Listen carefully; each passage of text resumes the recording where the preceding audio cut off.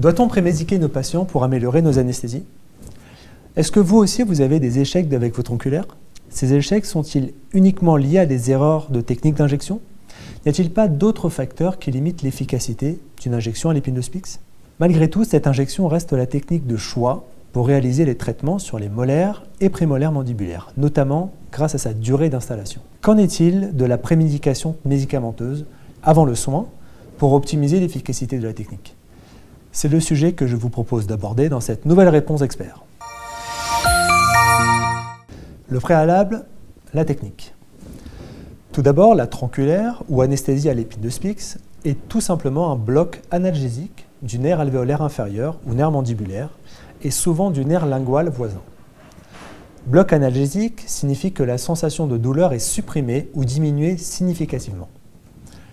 Le nerf alvéolaire inférieur est responsable de la sensibilité des dents mandibulaires de son côté, du menton, de la lèvre inférieure et de la joue. Avant son entrée dans le canal mandibulaire, la branche linguale du trijumeau se sépare et va assurer la sensibilité de la langue avec le nerf lingual. Cette topographie nerveuse explique les picotements ressentis sur le bout de la langue par le patient lorsqu'une anesthésie tronculaire est réalisée. Avec un complément périapical, l'analgésie est complète pour les actes opératoires pouvant aller sur une durée de 3 heures. La technique est connue et plusieurs méthodes sont applicables. Nous n'allons pas ici les rappeler, néanmoins, c'est le préalable majeur à la réussite d'une tronculaire.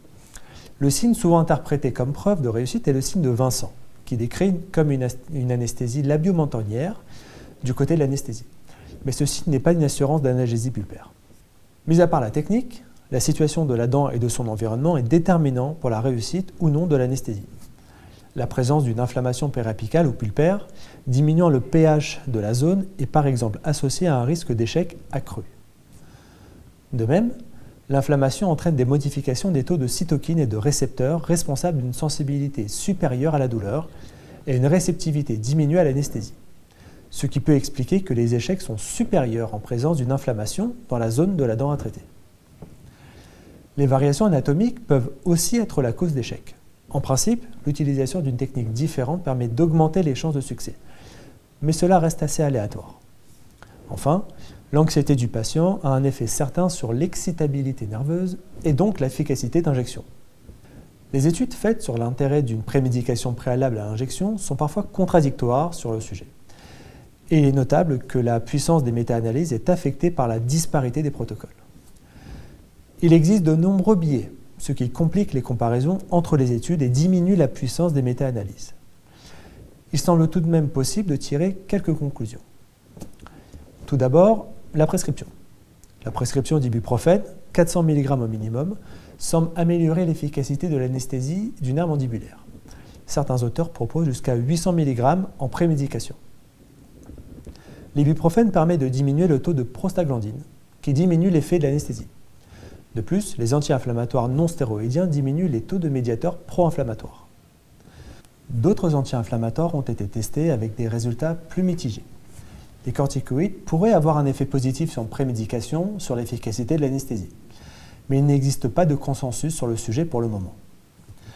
Le paracétamol ne semble pas avoir d'effet sur la tronculaire, mais c'est une molécule peu étudiée en comparaison des anti-inflammatoires.